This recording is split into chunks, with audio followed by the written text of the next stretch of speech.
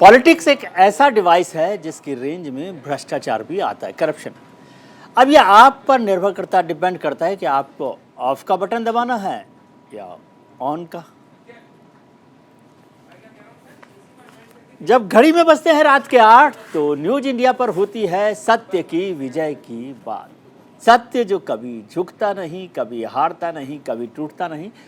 नमस्कार, मैं हूं विजय त्रिवेदी। स्वागत है आपका हमारे इस खास 100% रिसर्च वाले शो सत्य की विजय में।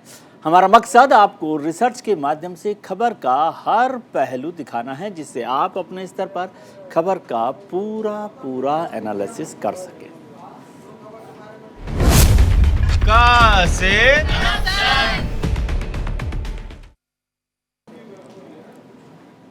2014 का चुनाव भ्रष्टाचार के मुद्दे पर लड़ा गया, क्योंकि इंडिया अगेंस्ट करप्शन आंदोलन की जड़ में तत्कालीन यूपीए सरकार पर भ्रष्टाचार के कई आरोप लगे थे। गुजरात मॉडल, विकास और भ्रष्टाचार मुक्त देश जैसे शगुफे हवा में उछाले जा रहे थे। लेकिन सरकार बदलने के बाद भ्रष्टाचार पर न तो बात हुई और ना ही इस बात की पड़ताल की कोशिश हुई कि आखिर राजनीतिक जीवन में करप्शन का मूल कारण क्या है और उसका समाधान क्या हो। अन्ना हजारे ने जो बात आज कही है, उससे यही लगता है कि भ्रष्टाचार राजनीतिक पार्टियों के लिए सिर्फ चुनावी एजेंडा है। दरअसल अन्ना हजारे ने दिल्ली के मुख्यमंत्री अरविंद केजरीवाल को एक चिट्ठी लिखी। उसमें अपनी चिट्ठी में केजरीवाल से कहा कि उन्हें दिल्ली में महाराज जैसी नीति की उम्मीद थी, लेकिन आम आदमी पार्टी ने ऐसा नहीं किया। लोग सत्ता के लिए पैसे के घेरे में और पैसे के लिए सत्ता के चक्कर में फंसते दिख रहे। यह उस पार्टी को शोभा नहीं देता जो एक बड़े आंदोलन से उभरी है। पहले आपको बताते हैं कि अन्ना हजारे ने उस चिट्ठी में क्या कहा है। अन्ना हजारे ने केजरीवाल साहब को चिट्ठी लिखी, दिल्ली के मुख्यमंत्री को, और उसमें लिखा कि आदर्शों से भटक गए हैं केजरीवाल। केजरीवाल साहब जो है वो आदर्शों से भटक गए हैं, ऐसा कहना है अन्ना हजारे का। सत्ता के नशे में डूब गए हो आप, ये बड़ा एक कमेंट अन्ना हजारे ने किया कि सत्ता के नशे में डूब गए हो आप। और स्वराज किताब में बड़ी बड़ी बातें की। स्वराज जो है केवल शब्द जो था वो किताब में आपने जो लिखी थी स्वराज किताब, उसमें बड़ी बड़ी बातें की, लेकिन शराब नीति जो सरकार ने बनाई उससे लोगों का जीवन बर्बाद हो रहा है। सर, आपको पता होगा कि दिल्ली की शराब नीति को लेकर काफ़ी हंगामा हो रहा है। गांवों में शराब की लत इससे फैल रही है, ये अन्ना का मानना है। आपको याद होगा कि अन्ना और केजरीवाल साहब ने एक साथ आंदोलन किया था और लोगों पर शराब की दुकानें ना थोपें। तो साफ दिखाई दे रहा है कि अन्ना हजारे दिल्ली सरकार की शराब नीति से नाराज हैं। उन्होंने लिखा कि 90% महिलाओं की सहमति से दुकान खोलें, यानी जिस इलाके में 90% महिलाएं जो सहमति दें तभी ये दुकानें खोली जाए। अन्ना हजारे ने शराब नीति को लेकर मुख्यमंत्री केजरीवाल को घेरा और वहीं केजरीवाल ने अन्ना के बहाने के बीजेपी पर आरोप लगाया।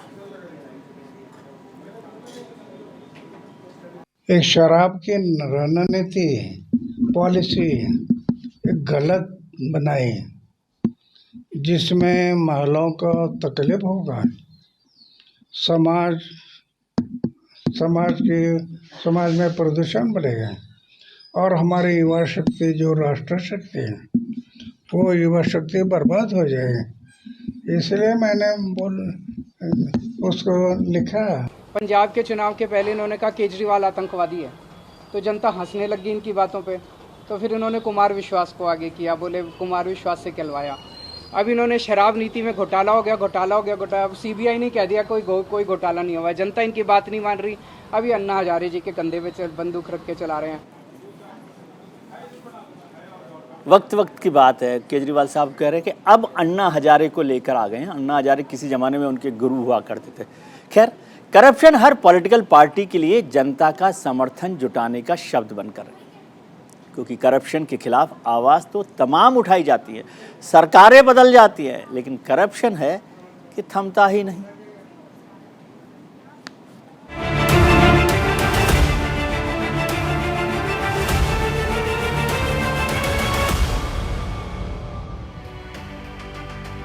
भ्रष्टाचार अगर इसे हर समस्या की मूल जड़ कहा जाए तो गलत नहीं होगा।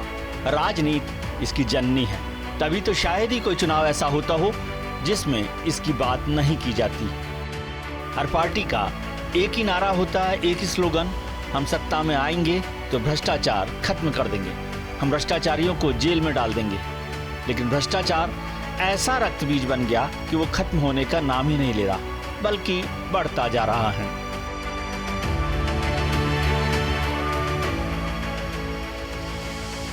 जो भ्रष्टाचार को मिटाने के मकसद से आए थे, उन पर खुद इसमें शामिल होने के आरोप लग रहे हैं। और जो न खाऊंगा न खाने दूंगा का नारा लेकर आए थे, उनकी पार्टी के नेताओं पर एमसीडी से लेकर नोटबंदी तक के कई मसलों में भ्रष्टाचार करने के आरोप लगते रहे हैं। दिल्ली के लोगों को ऐसा प्रतीत होने लगा है कि ये लोग आम आदमी पार्टी के सरकार में न तो खजाना सुरक्षित है और न ही दिल्ली के स्कूलों में पढ़ने वाले बच्चे सुरक्षित हैं। कि दिल्ली के उपराज्यपाल महोदय माननीय श्री विनय सक्सेना जी 1400 करोड़ रुपए के नोट बदलवाए आपने जब आप खादी ग्राम उद्योग के चेयरमैन थे। वो 1400 करोड़ रुपए की सीबीआई जांच कब होगी? वो मनी लॉन्ड्रिंग था, उसका जवाब दो कि उसकी जांच कब होगी। केंद्र की सरकार ने नोटबंदी के पीछे जो मकसद बताया था, वो भ्रष्टाचार का खात्मा करना था।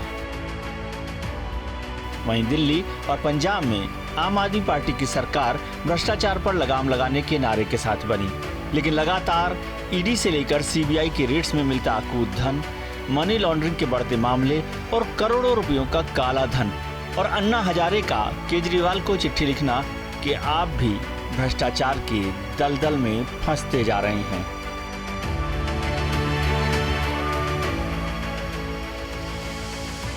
ऐसे में साफ तौर पर कहा जा सकता है कि भ्रष्टाचार मिटाना सिर्फ एक चुनावी शगुफा है और कुछ नहीं। Bureau report, news India.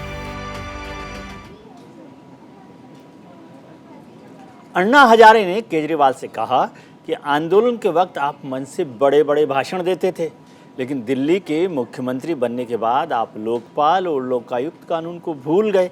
Delhi विधानसभा में आपने एक सशक्त लोकायुक्त कानून बनाने की कोशिश तक नहीं की। ऐसे में सवाल उठते हैं कि क्या देश की राजनीति भ्रष्टाचार का पर्याय बन चुकी है? देश में भ्रष्टाचार आखिर कम क्यों नहीं हो रहा? और इम्पोर्टेंट बात कि क्या भ्रष्टाचार पार्टियों के लिए सिर्फ चुनावी एजेंडा है? इस महत्वपूर्ण मुद्दे पर चर्चा के लिए हमारे साथ जुड़ रहे हैं सुप्रीम कोर्ट के एडवोकेट अश्विनी दुबे साहब, भारतीय जनता पार्टी के सांसद कैलाश सोनी साहब, टीएमसी से स्वयं प्रकाश पुरोहित हमारे साथ जुड़ेंगे और आम आदमी पार्टी के प्रवक्ता सिद्धार्थ शर्मा साहब हमारे साथ हैं। आप सबका बहुत बहुत स्वागत है। कैलाश सोनी जी, सबसे पहले आपसे बात करना चाहते हैं कि 2014 में जब आपकी सरकार आई और भ्रष्टाचार को लेकर बात की गई कि भ्रष्टाचार मुक्त सरकार देंगे, फिर प्रधानमंत्री जी ने कहा कि ना खाऊंगा ना खाने दूंगा, फिर आपने नोटबंदी चलाई और कहा कि अब भ्रष्टाचार खत्म हो जाएगा, अब बड़े नोट नहीं दिखेंगे।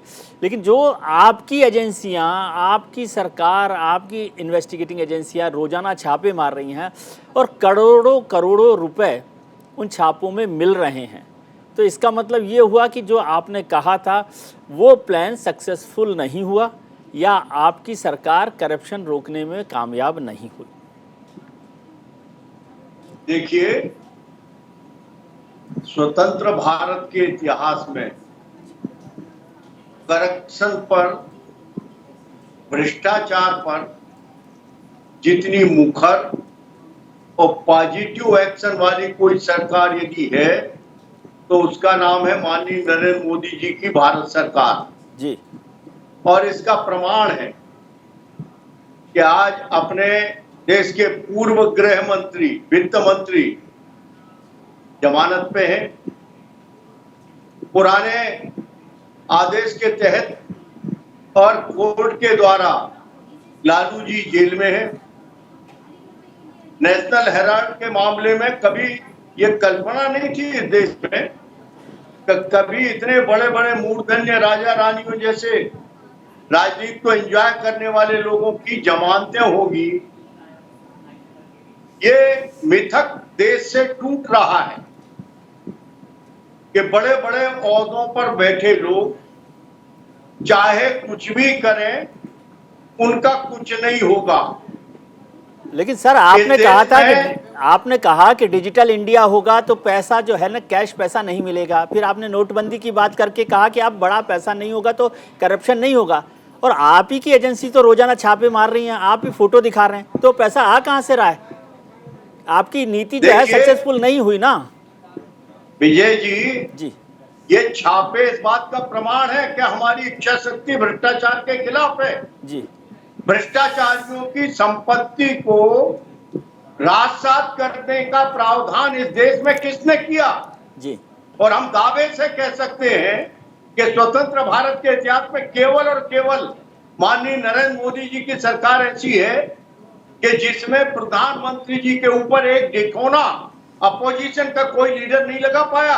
जी और अभी केंद्रीय मंत्रिमंडल जिस ईमानदारी और शिद्दत के साथ राष्ट्र हित में निर्णय ले रहा है, नोटबंदी के परिणाम हमें दिख रहे हैं, कश्मीर में दिख रहे हैं, हमें जो बम ब्लास्ट होते थे पूरे देश भर में, इतनी मोटी सी बात कि पाकिस्तान की करेंसी जहां छपती है वही कागज वही स्याही, और इस बात को बदलने के लिए राष्ट्र विरोधी जो गतिविधि है उसको रोकने के लिए और नोटबंदी लागू की, इसके सुफल हमें दिखाई दे रहे हैं।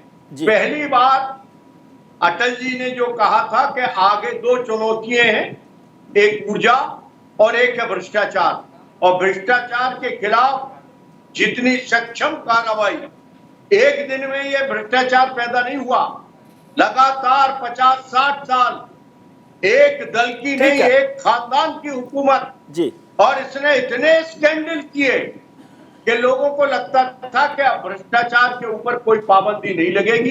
ठीक है अभी सरकार ने ताकत से चलना शुरू किया है जी और हम भरोसा कर सकते हैं कि देश में यदि भ्रष्टाचार को कोई मिटा सकता है, किसकी राजनीतिक इच्छा शक्ति कहीं दिखाई देती है, तो वो देश के प्रकृति जन्य हमारे नेता जननायक माननीय नरेंद्र मोदी जी। ठीक है।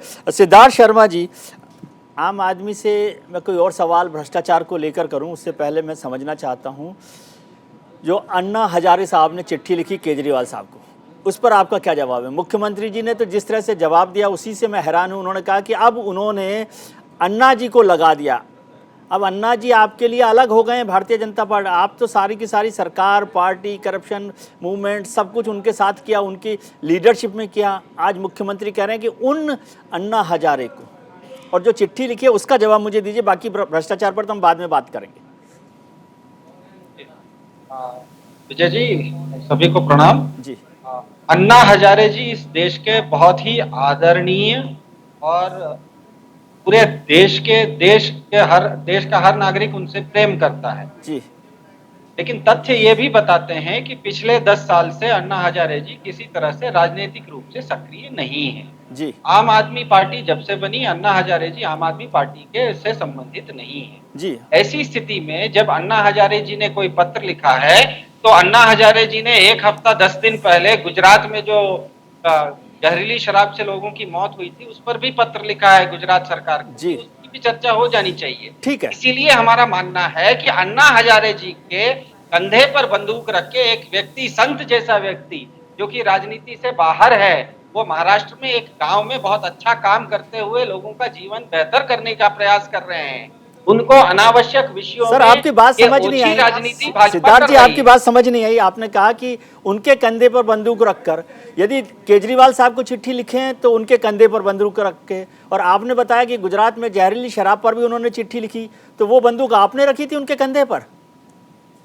नहीं, वो तो मीडिया को बताना चाहिए ना कि उन्होंने गुजरात के जहरीली शराब पर भी आपने तो बताया, अन्ना इस हजारे बात जी का ने जिक्र कहा आपने है। किया। जी उन्होंने लिखा है। हाँ अब जहां तक अभी भाजपा के जो माननीय सांसद महोदय हैं उनकी बात है, तो वो बार बार जब प्रधानमंत्री की बात कर रहे हैं तो आम आदमी पार्टी का बहुत ही विनम्र ये कहना है कि अभी 15 दिन पहले भारत के माननीय प्रधानमंत्री जी ने इस पर लाल किले के प्राचीर से ये घोषणा की कि अगली लड़ाई हमारी होगी भ्रष्टाचार के खिलाफ। जी। तो भ्रष्टाचार के खिलाफ जब उनकी लड़ाई है तो आम आदमी पार्टी के तो पिछले कुछ सालों में 40 विधायकों पर एफआईआर हो चुकी है। जी। यहाँ हमारे मुख्यमंत्री के यहाँ भी सीबीआई का छापा पड़ चुका है, हमारे उप मुख्यमंत्री भी सीबीआई के जांच के दायरे में हैं। हम लोगों का कहना है कि जांच किया जाए, हम जांच के साथ पूरी तरह से सहयोग करेंगे।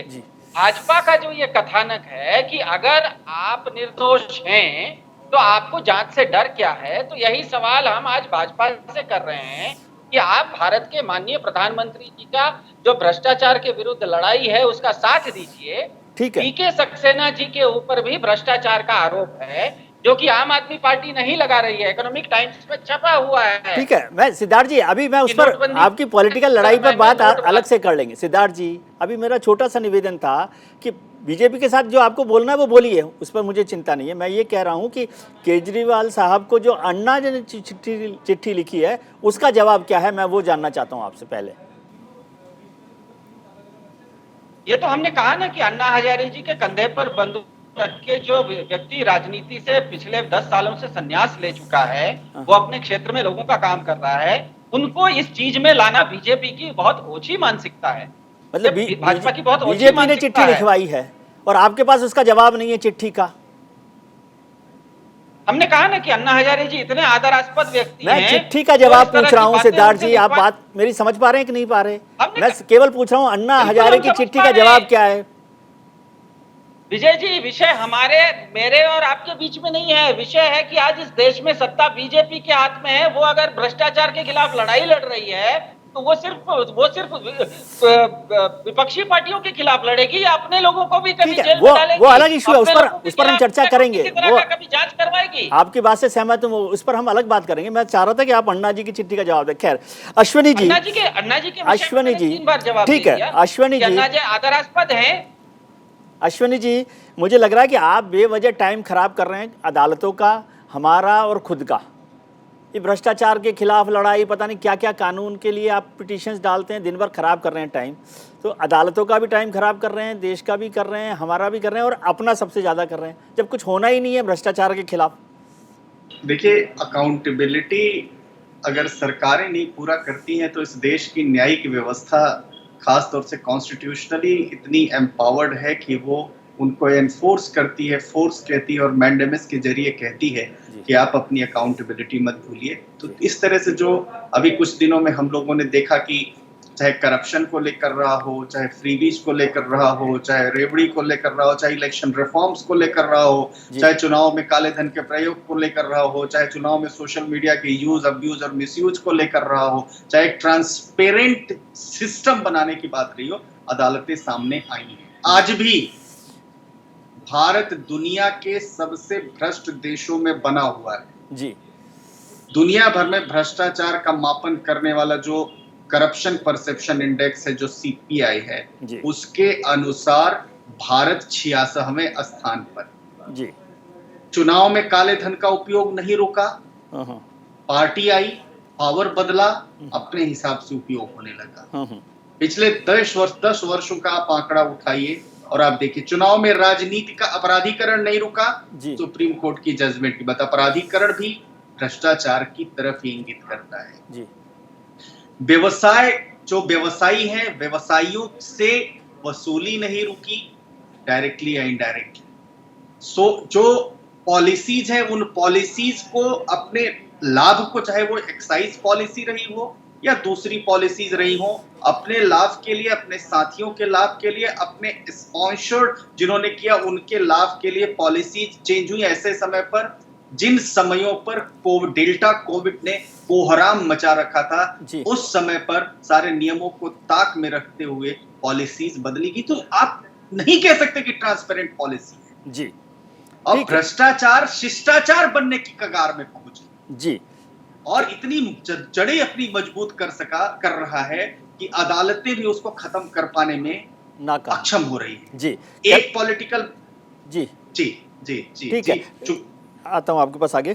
कैलाश जी, आपने सुन ही लिया कि अश्विनी जी जो विद्वान लोगों में से हैं, सुप्रीम कोर्ट के एडवोकेट हैं, उन्होंने बहुत लड़ाई लड़ी है।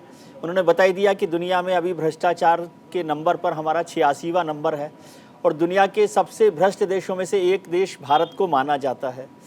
बाकी चीज़ें उन्होंने बताई दी कि सत्ता में आने के बाद आपने क्या क्या कानूनों में बदलाव अपने तरीके से किए हैं, चुनाव में अपराधीकरण बढ़ा है, पैसे का इस्तेमाल बढ़ा है, ये सब बढ़ा है। इस पे कुछ कहना है अब आपको? देखिए 8 साल तो आपको हो गए, अब चलना शुरू नहीं हुआ, 8 साल हो गए। अब ये यदि किसी को दिन में देखने की आदत नहीं है तो हम नहीं कह सकते जी। आप अश्विनी जी डिजिटल का और ये प्रौद्योगिकी का उपयोग करके आज हम दावे से कह सकते हैं कि रेलवे के रिजर्वेशन और सारे मामलों में पूरी तरह से भ्रष्टाचार समाप्त हो गया है। हम ये कहना चाहते हैं कि आप ये बताइए कि वर्तमान भारत सरकार, उसके कोई भी मंत्री, उनके प्रधानमंत्री जी, इनके ऊपर एक ढिठौना लगाइए आप जी। सर वो तो अब जब सरकार जाएगी, अभी तो आप केवल विपक्ष पर आरोप लगा रहे हैं ना।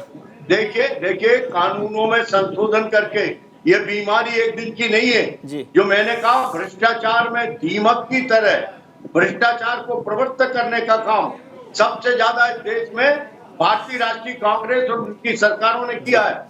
लेकिन पहली बार ये मिथक टूट रहा है कि अपराध मालिक करता है, सजा होती है नौकर को। पहली बार बड़े आदमियों को, ओहदेदार लोगों को, इनके खिलाफ और जीरो टॉलरेंस भ्रष्टाचार के खिलाफ यदि कोई जीरो टॉलरेंस वाली कोई शख्सियत है तो उस सरकार का नाम है माननीय नरेंद्र मोदी जी की सरकार। और सर ये गाड़ी आपकी एक ही तरफ चल रही है ना कैलाश जी, आपकी गाड़ी जो है एक ही तरफ चल रही है। सारा भ्रष्टाचार आप विपक्ष की पार्टियों का खत्म करना चाहते हैं केवल। देखिए अभी एक यही आदमी से उम्मीद कर सकते हैं, ये किसी को नहीं छोड़ेंगे चाहे किसी दल का हो। ठीक है। आपको मालूम है कि हमारे ऑल इंडिया प्रेसिडेंट को 1 लाख के आरोप के कारण हटाया गया जी, लक्ष्मण जी को जी। एक वोट से हमारी सरकार चाहते तो हम भी बार्गेनिंग हार्ड ट्रेडिंग करके बचा सकते थे। सर अब वो बात पुरानी हो गई कैलाश जी, वो बात पुरानी हो गई। उसके बाद तो आपने 50-50 एमएलए 25 एमएलए खरीद के बहुत सरकारें बना ली। वाजपेयी जी को मत याद कीजिए। देखिए ये छोटे आरोप है, ठीक ये मोटी बात समझना चाहिए कि लोगों की सरकारें धड़ाधड़ क्यों गिर रही है जी, क्योंकि अब देश में किसी दल के, किसी राजनीतिक इच्छा शक्ति के प्रति लोगों का विश्वास नहीं बचा है। ठीक है, चलिए इस पर चर्चा करेंगे। हमारा आज का सवाल है कि क्या भ्रष्टाचार की जड़ राजनीति है? आप अपनी राय हमें ट्विटर पर हाँ या ना में दे सकते हैं। हमारा ट्विटर हैंडल है @newsindia247। इसका नतीजा हम आपको शो के आखिर में दिखाएंगे।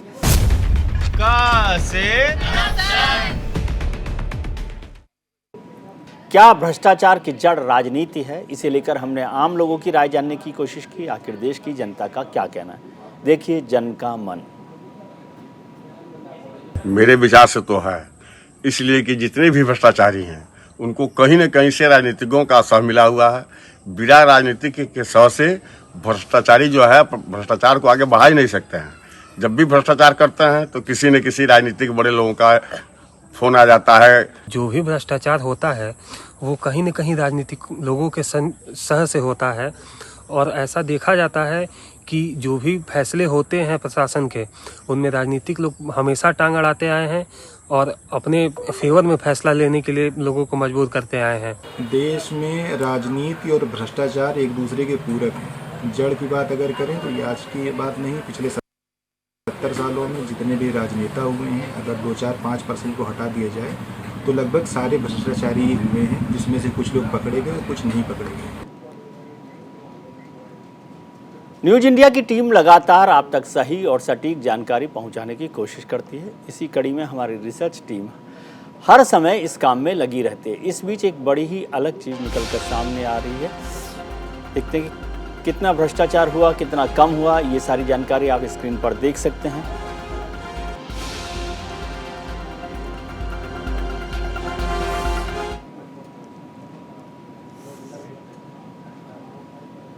हमारे साथ टीएमसी के प्रवक्ता स्वयं प्रकाश पुरोहित साहब भी जुड़ गए हैं। आपका स्वागत है पुरोहित जी। सिद्धार्थ जी आपसे बात शुरू करना चाह रहे थे क्योंकि कैलाश जी ने जवाब दे दिया था। अभी जनता का मन भी सुना। ज़्यादातर लोगों का मानना है कि राजनीति और भ्रष्टाचार दोनों अलग अलग चीज़ें नहीं हैं। भ्रष्टाचार की एक बड़ी वजह राजनीति है। मुझे पता है कि आप अन्ना जी की चिट्ठी का जवाब नहीं देना चाहते, और जो सवाल आप पूछ रहे थे वो कैलाश जी से मैंने पूछा कि विपक्ष पर केवल लड़ाई लड़ रहे हैं, लेकिन ये आरोप से काम नहीं चलता ना। शराब की नीति पर तो जवाब आपको ही देना पड़ेगा। उन्होंने चाहे पॉलिटिक्स की वजह से लगाया हो, अन्ना जी के कहने से लगाया हो, किसी के कहने से कुछ किया हो, आपकी सरकार को गिराने के लिए किया हो, ऐसा भी मैं मान लूँ, तब भी उसका जवाब तो आपको देना ही पड़ेगा। नहीं, बिल्कुल बिल्कुल विजय जी, आबकारी नीति पे पिछले 2 हफ्तों में काफी चर्चा हो गई, हर तरह के सवाल उठ गए, हर तरह के जवाब दे दिए गए। अब वो जांच के दायरे में है, सीबीआई भी यही सब सवाल मनीष सिसोदिया जी से पूछ रही है और वो जवाब दे रही है। अभी जब आपने जनता के मन को टटोला तो लोगों का ये मानना है कि जो सत्ता है उसका दुरुपयोग जब होता है तब भ्रष्टाचार होता है। ये हम राजनेताओं का मानना नहीं है, ये जनता का पोल, जनता का मन ये कहता है। यही तो हमारा सवाल है कि आप अगर भ्रष्टाचार के खिलाफ लड़ाई लड़ रहे हैं तो उसमें आप जो सत्ता में बैठा हुआ है उसके ऊपर भी तो जांच कीजिएगा कि आपका जांच, आपकी जो नीति है वो 2 यार्डस्टिक, 2 तरह के मापदंड रख के तो आप नहीं कर सकते, ये तो पाखंड हो जाएगा। तो हमारा ये जो भारत में जो सत्ता में है, भारत में सारी इन्वेस्टिगेटिंग एजेंसीज, अभी आप बता रहे थे कुछ ईडी के आंकड़े, ईडी का ये आंकड़ा बताता है कि पिछले कुछ सालों में जितना ईडी ने रेड किया है उसका कन्विक्शन रेट सिर्फ 1% है। बगल के पुलिस थाने का कन्विक्शन रेट ज्यादा है, बगल के पुलिस थाने का कन्विक्शन रेट ज्यादा है और ईडी का कन्विक्शन रेट कम है। अभी हमारे माननीय सांसद महोदय जब चर्चा कर रहे थे कि हम लोग भ्रष्टाचार के खिलाफ लड़ाई लड़ रहे हैं और लोगों को जेल में डाल रहे हैं, तो एक भी सत्ता पक्ष के लोगों को जेल में डालने की चर्चा वो नहीं कर रहे हैं। इस देश की जनता को यही सवाल मन में उठ रहा है। नहीं तो वो तो कह रहे हैं ना कि आप आरोप तो लगाइए। सिद्धार्थ जी, आपने कौन सा आरोप लगाया किसी मंत्री पर, केंद्र सरकार पर? हमने नहीं लगाए, कोई भ्रष्टाचार का कोई आरोप तो लगाइए।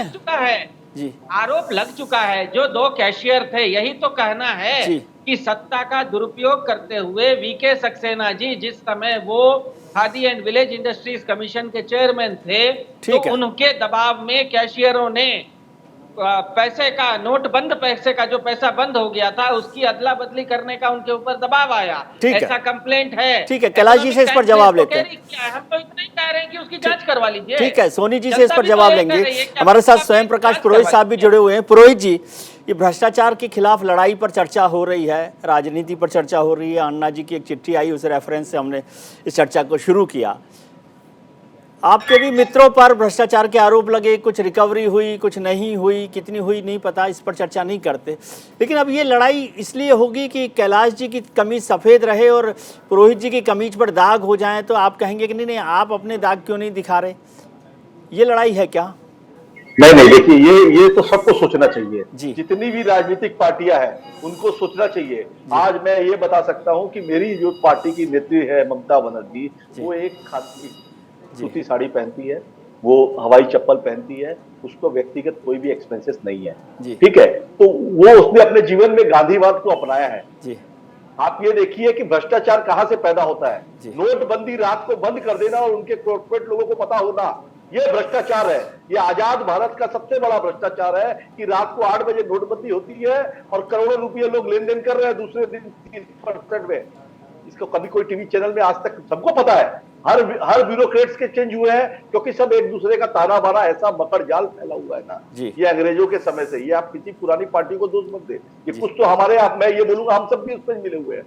अब आप रही बात, आप बोल रहे हैं कि हमारे कुछ मित्र, तो हमारे मित्र के अंदर में आप देखिए, जैसे आप टीवी चैनल के आप ये बहुत अच्छे से एंकरिंग कर रहे हैं। कुछ लोग हो सकते हैं कि इसके अंदर में भी आपके साथ मिलकर के किसी का हेड घुसा दिया या कुछ इस तरह का 2 रुपए लेकर के काम कर दिया। भ्रष्टाचार ये हम लोगों, ये हमको अपने आप में ठीक करना पड़ेगा। ये संस्कार की बात है कि उस व्यक्ति का लालन पालन कैसे हुआ, उसको व्यापारियों को आगे बढ़ाना है कि गरीबों की चिंता करनी है। देखिए भ्रष्टाचार पहले भी होता था, मैं ये नहीं कहता, मगर गरीबों तक पैसा पहुंचता था।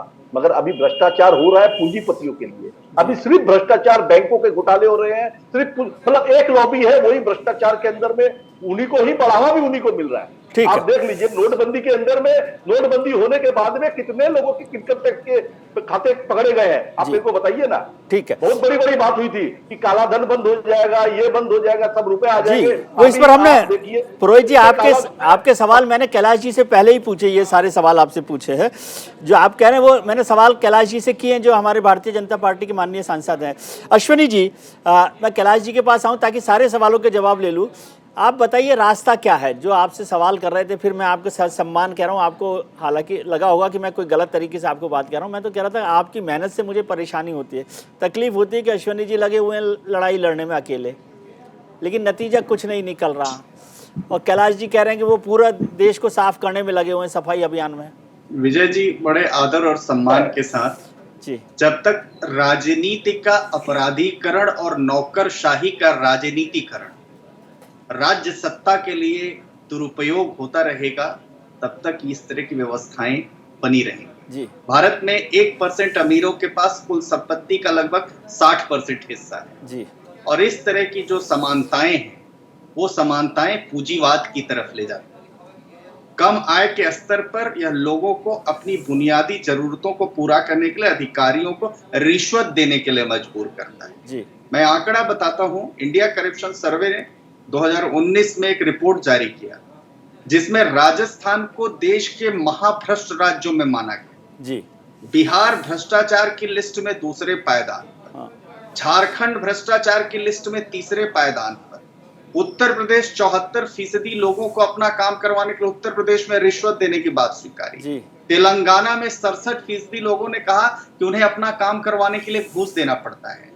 पंजाब में 63% लोगों ने कहा कि रिश्वत के बिना काम सभी नहीं राज्यों का कमोबेश। कर्नाटक, तमिलनाडु। अब ऐसी परिस्थितियों में जब तक कि खास तौर से सीबीआई, ईडी, आईटी, एसीबी, प्रवर्तन निदेशालय जैसे जो संस्थाएं हैं, उन संस्थाओं की अकाउंटेबिलिटी संविधान के लिए नहीं बने जी, और वो प्रिपरेटर्स ऑफ क्राइम को क्राइम प्रोसीड्स ऑफ क्राइम के साथ अदालतों में आखिरी व्यवस्था तक जब तक लॉजिकल एंड पर नहीं लेकर के जाएंगे, तब तक ये चीजें चलती रहेंगी। जी, जरूरत इस बात की है कि सफल सुधारात्मक कदम उठाए जाएं। जी, और सफल सुधारात्मक कदम तब उठाए जाएंगे जब आप सिटीजन चार्टर जैसी चीजों को, जब आप बेस्ट इंफ्रास्ट्रक्चर करेंगे। अब होता क्या है, 3 लाख करोड़ का घोटाला कोलगेट में, 2G में, 3G में, अल्टीमेटली क्या हुआ जी, सत्ता पे बैठे लोगों ने बड़ी सुविधानुसार कहीं लिमिटेशन को ग्राउंड बनाया, कहीं क्लोजर रिपोर्ट लेकर आए, कहीं delay in completion of process हुआ। नतीजा क्या हुआ? नतीजा यह हुआ कि जनता का पैसा इन भ्रष्टाचारियों के द्वारा और बड़े संयोजित तरीके से, और आपको क्या पिलाया गया? आपको दी गई अफीम, एक कभी धर्म की अफीम, कभी जाति की अफीम। जी, इसलिए सोनी उससे साहब निकलने की जरूरत। जी, सोनी साहब, आपने सिद्धार्थ जी को भी सुन लिया, पुरोहित साहब को भी सुन लिया, और अश्विनी जी को भी आपने सुना। अश्विनी जी तो बहुत मूल बात कर रहे हैं। अब ये सारी बातें पता नहीं क्यों इनको समझ आ रही हैं, कह रहे हैं ईडी, सीबीआई और ये गवर्नमेंट की बजाय संविधान से अकाउंटेबिलिटी हो, फिर राजनीति का अपराधीकरण की बात कर रहे हैं, फिर नौकरशाही के राजनीतिकरण को रोकना चाहते हैं। और फिर मंत्री कहाँ से बनाएंगे? अश्विनी जी को समझ में नहीं आता कि राजेश्वर जी को कैसे मंत्री बनाएंगे, गोगोई साहब को कैसे राज्यसभा में भेजेंगे, सत्यपाल सिंह जी को कैसे मंत्री बनाएंगे। तो अश्विनी जी तो खैर अभी पॉलिटिक्स शायद समझते नहीं है, आप मुझे जवाब दीजिए। राजनीति में भी जो प्रयोग अभी माननीय प्रधानमंत्री नरेंद्र मोदी जी ने किए, ये प्रयोग है राजेश्वर सिंह को मंत्री बनाना, अफसर से एक दिन से अफसर बना के मंत्री बनाना, ये संयोग है। किसके लिए? राजेश्वर सिंह को, आपकी उत्तर प्रदेश में एक अफसर को जो किसी मामलों की, किसी विपक्षी पार्टियों के मामलों की जांच कर रहे थे, उनको इस्तीफा देकर अगले दिन मंत्री बना लेना, ये प्रयोग है, संयोग है?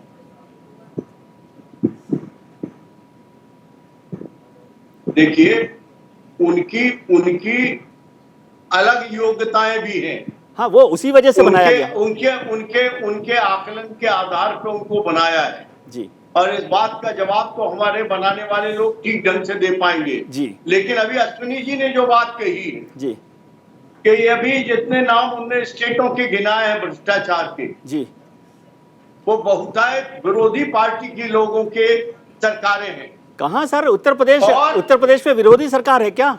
74% नहीं, लोग करप्शन की बात कर रहे हैं, और बिहार विपक्षी पार्टी की सरकार है। अभी परसों तक आप ही की सरकार थी। विजय जी ये रोग जो है एक दिन का रोग नहीं है जी, और जादू से ठीक नहीं होगा जी।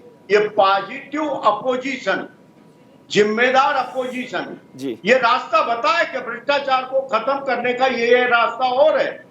लेकिन इस सरकार ने अभी चलना शुरू किया है, बना दीजिए इसको तो कम से कम साधुवाद देना चाहिए। संविधान अभी तक चलना शुरू कि किया और है। सीपीआई को संविधान से को जवाबदार बना एक बहू दीजिए। के अब कांग्रेस की सरकार घर में में नई बहू कांग्रेस की आती है, सरकार उनके में भी कितने छापे वो भी घर में लगे एडजस्ट हो जाती और है। अभी कितने छापे लग रहे हैं। हाँ, अभी छापे कितने बहुत अधिकारियों चल रहे के हैं। खिलाफ यही तो कार्रवाई सिद्धार्थ जी भी यही कह रहे हैं, पुरोहित जी भी यही कह रहे हैं, भारतीय जनता छापे। पार्टी के कितने नेताओं पर छापे ये हो रहे हैं? करोड़ों भारतीय जनता पार्टी के राज्यों में जहां सरकारें हैं, वहां सामने कार्रवाई हो आया रही है। सर अभी ये ललित मोदी का पुरोहित और जी- माल्या जी का प्रॉपर्टी को सोनी साहब- ऑक्शन करके सरकार के खजाने में जमा करने का काम किस सरकार ने किया? सोनी साहब- इनको लोन किसने फाइनेंस किया? कैलाश जी, अब आदरणीय इनको कैलाश बढ़ाया जी, भी इन्हीं ने, शुरू इनको किया है। बिजनेस बढ़ाया भी इन्हीं ने। माननीय और- कैलाश जी, और- पुरोहित जी और उम्मीद सिद्धार्थ यदि जी, किसी से माननीय कर सकते हैं माननीय विजय सांसद जी- जी, माननीय सांसद जी, सिद्धार्थ जी और पुरोहित जी आपकी बात से पूरी तरह सहमत हैं कि आप छापे पड़वा रहे हैं, लेकिन वो कह रहे हैं ये जो लिस्ट है, वो जो दीनदयाल उपाध्याय मार्ग में भी लिस्ट है, उसकी तरफ क्यों नहीं जाती ये गाड़ी? आप लगाइए आरोप। साधु मोदी है ये लोग सब, टॉलरेंस साधु। नहीं करेगा। ये जीरो टॉलरेंस वाला आदमी है और कोई को नहीं छोड़ेगा। जी, आप पहले आरोप तो हमें- लगाइए। ठीक है सिद्धार्थ जी।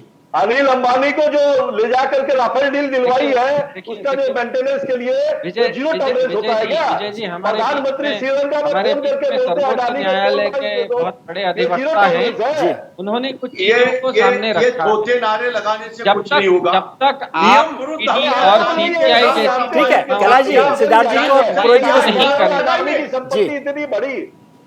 जी सिद्धार्थ जी, अडानी की पुरोहित जी, सिद्धार्थ जी को ले लेते, फिर आपकी बात सुनिए। अमेरिका की कंपनी जहाज ठीक करने का ठेका देती है। ठीक है। कांग्रेस के जमाने हम लोग के में बीच और में अभी उच्चतम न्यायालय के बहुत सरकार वरिष्ठ ने जमीन अधिवक्ता दी है। बैठे हैं। कैलाश जी, उन्होंने सिद्धार्थ कुछ जी को बोले दीजिए। सामान्य सी दो बातें रखी। जी विजय जी। जी, अभी हम लोगों के बीच में जो उच्चतम न्यायालय के वरिष्ठ अधिवक्ता हैं, उन्होंने दो चीजें रखी जी जो कि गंभीर चीजें हैं। एक तो सिटीजन चार्टर की बात उन्होंने की जी। और दूसरी उन्होंने ये बात कही कि जो जांच एजेंसियां होती हैं उनको स्वायत्त होना होता है, वो सरकार के अधीन न होके संविधान के अधीन होना चाहिए।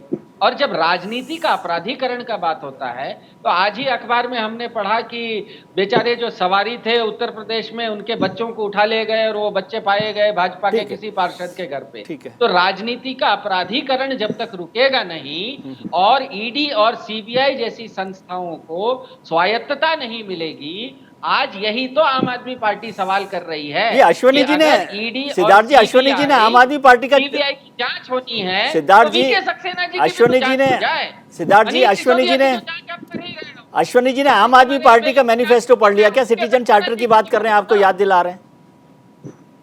बिल्कुल बिल्कुल, सिटीजन चार्टर से ही सर, लेकिन ये सब चीजें केंद्र सरकार के अधीन आती हैं। ये सब चीजें केंद्र सरकार के अधीन आती है। जब तक केंद्र सरकार इन चीजों के प्रति उस तरफ उसका झुकाव नहीं होगा, केंद्र सरकार, आज ये स्थिति आ गई है कि ईडी और सीबीआई को स्वायत्तता देने के बदले उन्हें एक हथकंडे के रूप में अपनाया जा रहा है। इसीलिए आम आदमी पार्टी बार बार कह रही है कि अगर आपकी लड़ाई भ्रष्टाचार के खिलाफ है तो वीके सक्सेना जी का भी तो जांच करवा लो। ठीक है। अगर वो निर्दोष हैं, ठीक है। तो पुरोहित जी, क्लीन चिट छोटा कमेंट आपका। क्लीन चिट मिल जाएगा, उसका जी। भी जांच करवा लो। ठीक है। फिर भी ये जांच विपक्षी पार्टियों की ही क्यों होती हाँ, है? ठीक है, मनीष सिसोदिया आपकी के घर पर ही क्यों जी, होती है? पुरोहित जी, कि देखिए, भ्रष्टाचार मुक्त भारत हम लोग भी चाहते हैं, मगर वो भ्रष्टाचार मुक्त जो मोदी जी ने कहा था देश में 2014 में, उनको अपनी रिकॉर्डिंग सुननी चाहिए कि मैं विदेशों से काला धन लेकर के आऊंगा, क्यों नहीं आ रहा है। यही तो भ्रष्टाचार है। वो काला धन की रेट बढ़ गई है। आप पता कर लीजिए कि बैंक अकाउंट जो स्विस बैंक में थे, उनकी डिटेल जो पहले मांगते थे, विपक्ष में बैठे थे, आज वो डिटेल देने के लिए वो शर्मा रहे हैं। ये स्थिति है। तो यही भ्रष्टाचार है। ये केंद्र सरकार जो भारतीय जनता पार्टी की केंद्र में बैठी है, ये भ्रष्टाचार में लिप्त है। इसके ऊपर अगर जांच हो जाए ना, तो 24 घंटे में पूरे केंद्रीय मंत्री की 95% लोग अंदर जाएंगे। सर आपने एक भी मंत्री पर आरोप नहीं लगाया अभी तक कि आप कुछ कागज वागज लेकर आते पुरोहित साहब कि कुछ कागज हैं ये मंत्रियों के खिलाफ। देखिए जांच, अरे सीएजी की रिपोर्ट का जवाब दे रहे हैं।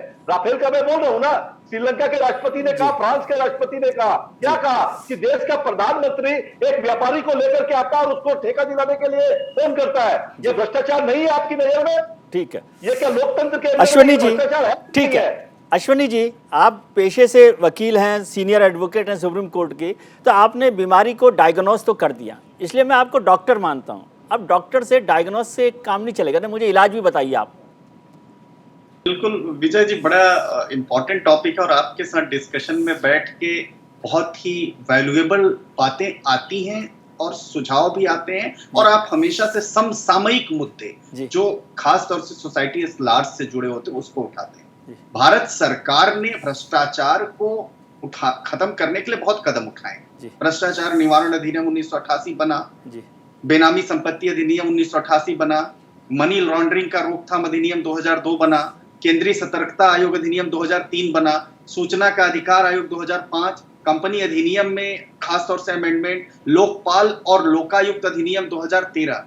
लेकिन भारतीय समाज को भ्रष्टाचार मुक्त बनाने के लिए प्रशासन पर अत्यधिक राजनीतिक नियंत्रण को रोकने के लिए सिविल सेवा बोर्ड की स्थापना होनी चाहिए, वो करना पड़ेगा। जो ये एजेंसीज हैं उनकी अकाउंटेबिलिटी वहां होनी चाहिए।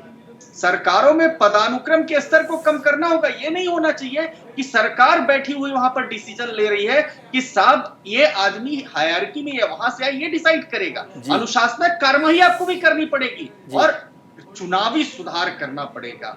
रिप्रेजेंटेशन ऑफ पीपल्स एक्ट में संशोधन कर अपराधियों को लोकसभा और विधानसभा में प्रवेश करने से रोकना पड़ेगा, यानी विजिबिलिटी क्राइटेरिया नहीं होगी। राजनीतिक दलों को नगद चंदे पर रोक लगाना और राजनीतिक दलों के खर्च पर सीमा लगाना होगा।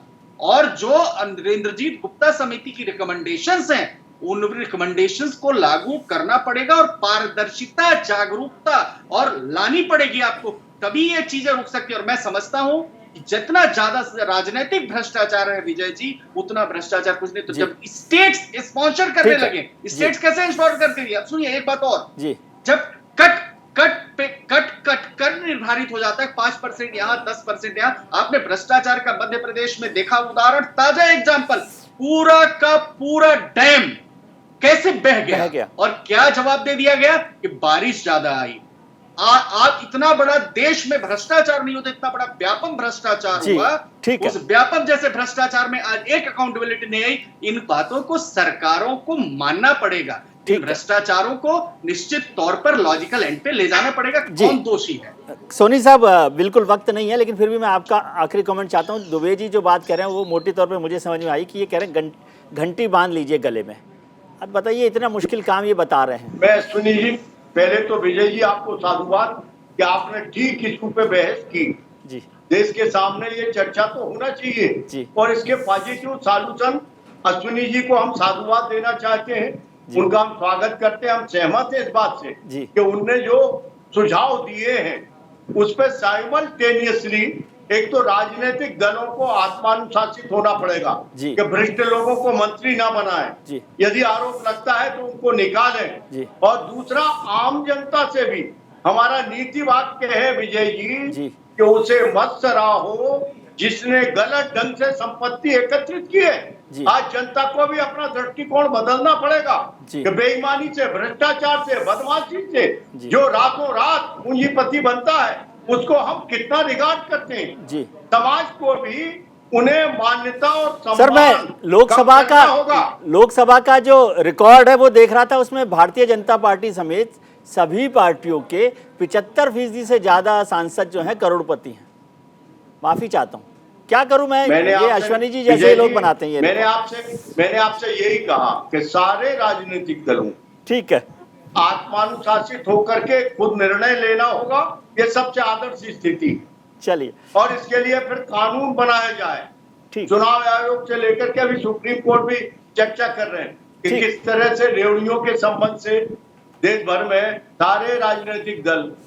चलिए सर, वक्त बिल्कुल नहीं बचा है मेरे पास। बहुत बहुत शुक्रिया आपका, सोनी साहब आपका भी, सिद्धार्थ जी आपका भी, अश्विनी जी और स्वयं प्रकाश पुरोहित जी, आप सब लोगों का बहुत शुक्रिया कि आपने चर्चा में हिस्सा लिया। आज हमने शो की शुरुआत में आपसे एक सवाल पूछा था कि क्या भ्रष्टाचार की जड़ राजनीति है। इस पर 80% लोगों ने हाँ के पक्ष में वोट किया है, वहीं 20% लोग इसके पक्ष में नहीं हैं। यानी 80% लोग समझते हैं कि करप्शन की बड़ी वजह राजनीति है। आपने राजनेताओं की बात सुनी, हमारे पैनलिस्ट की बात सुनी, जनता का मन सुना। और अब छोटी सी बात मैं भी अपनी बात एक बहुत पसंदीदा कवि हैं राजेश जोशी, उनकी कविता से करना चाहता हूँ। कटघरे में खड़े कर दिए जाएंगे जो विरोध में बोलेंगे, जो सच सच बोलेंगे मारे जाएंगे। बर्दाश्त नहीं किया जाएगा कि किसी की कमीज़ हो उनकी कमीज़ से ज़्यादा सफ़ेद, कमीज पर जिनके दाग नहीं होंगे मारे जाएंगे। धकेल दिए जाएंगे कला की दुनिया से बाहर, जो चारण नहीं होंगे, जो गुण नहीं गाएंगे मारे जाएंगे। धर्म की ध्वजा उठाने जो नहीं जाएंगे जुलूस में, गोलियां भून डालेंगी उन्हें काफिर करार दिए जाएंगे। और आखिरी बात है, सबसे बड़ा अपराध है इस समय निहत्थे और निरपराधी होना, जो अपराधी नहीं होंगे मारे जाएंगे। राजेश जोशी जी की इसी कविता के साथ आपसे इजाज़त चाहते हैं। उम्मीद करता हूं कि आपका आने वाला कल आज से बेहतर हो। आप अपना ख्याल रखें और उनका ख्याल रखें जो आपका ख्याल रखते हैं। नमस्कार, शुभ रात्रि, शब बख़ैर।